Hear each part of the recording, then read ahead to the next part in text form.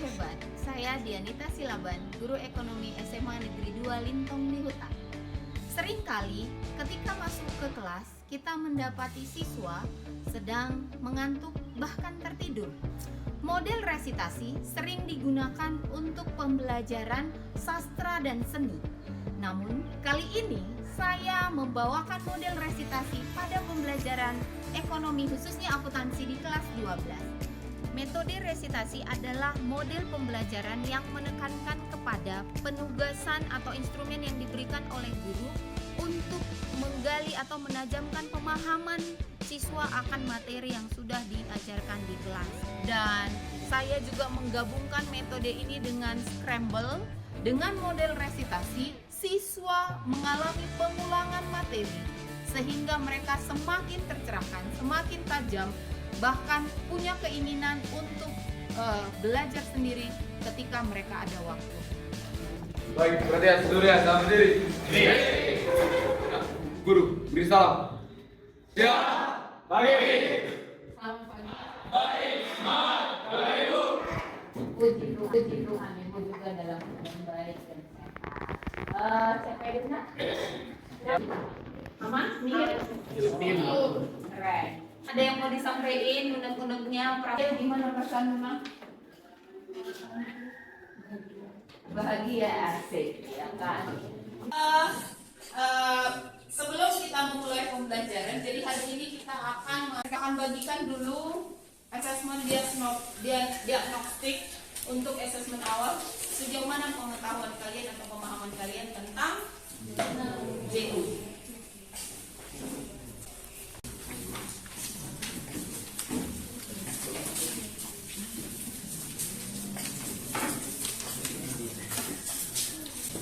Jadi itu gunanya kita punya panca indera telinga kan. Kadang kita kan bisa tergugah dari mendengar orang lain ya kan. Tergugah, bisa juga kita jadi dapat ilmu baru, pengetahuan baru gitu kan. Nah, jadi maksudnya di sini ketika Ibu mengajarkan materi, kalian melakukan pengulangan. Pengulangannya gimana? Pengulangannya sesuai yang kalian suka. Lalu nanti apa yang kalian dengar itu kalian tuangkan kembali dalam bentuk pemahaman. Oke, baik anak-anak Ibu, hari ini kita akan mempelajari kompetensi dasar yang ketiga terkait pencatatan transaksi, yakni jurnal umum. Nah, melalui model resitasi plus ini, nanti kalian akan mewujudkan profil belajar mandiri dan bernalar kritis. Kira-kira apa sih jurnal umum? Jurnal umum ini merupakan catatan pendahuluan dari transaksi yang telah dilakukan sebuah perusahaan, di mana sebelum dicatat itu telah dianalisis terlebih dahulu. Transaksi dalam mencatatkan transaksi yang memiliki jumlah nominal. Jadi menurut saya jurnal umum itu merupakan bagian dari tahap pencatatan akuntansi sebelum nantinya diposting ke buku besar. Akun-akun apa saja yang akan kita catatkan ke jurnal umum? Ada 5 garis besar, yakni ada aktiva, kemudian utang, ekuitas, pendapatan, dan beban. Kredit. Mekanisme debit and kredit ini nakku, nah seperti ini ya. Ini yang tadi sudah kita sebutkan satu persatu. Ada aktiva, kewajiban, modal, pendapatan, dan beban. Normalnya di kredit. Ya. Kemudian nanti modal sama dengan kewajiban itu bertambah di kredit, berkurang di debit, dan saldo normalnya di kredit. Jadi fungsi jurnal ada 5 seperti kalian lihat di layar. Ada urutan kejadian atau historis, kemudian analisis untuk debit dan kreditnya, instruktif lanjut ke tahap posting ke buku besar nantinya ya nakku ya. Kemudian informatif berarti memberikan keterangan, dan terakhir mencatat semua transaksi. Jadi dikumpulkan dulu bukti transaksinya. Bagi kelompok yang akan nanti membuat mengerjakan penugasan atau instrumen yang Ibu berikan, tapi dengan menggunakan gawar. Senang nggak? Oke. Nah sekarang kita bagi kelompok dulu. 2, 3, 5, 8. Oke. Hasil kerjanya ini akan berbeda-beda. Kalian bentuk video video misalnya, linknya sematkan di sana. Boleh ke Instagram, boleh ke TikTok dalam bentuk puisi tadi Zabiela.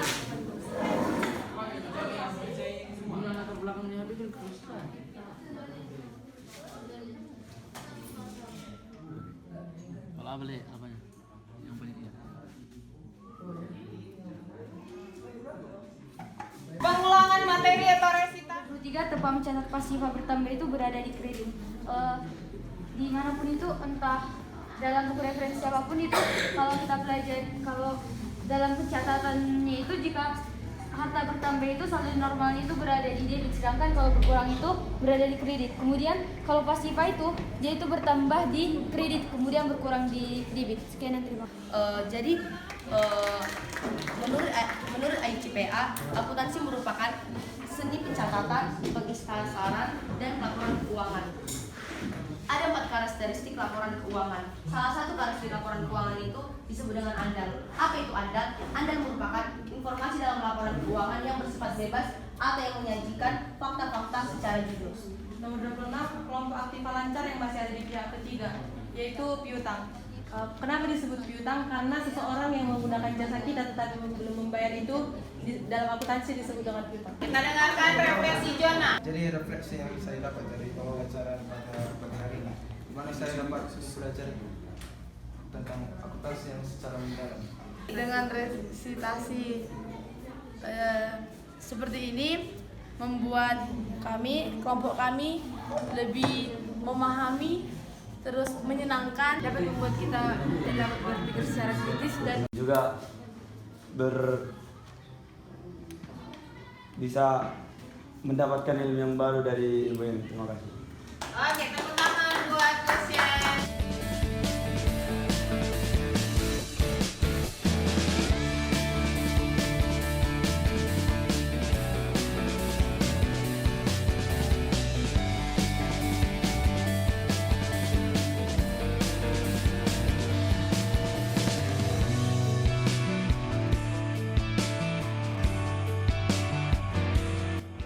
Mengapresiasi langkah yang dilakukan oleh Ibu Dianita mengaplikasikan resitasi pada pembelajaran ekonomi akuntansi.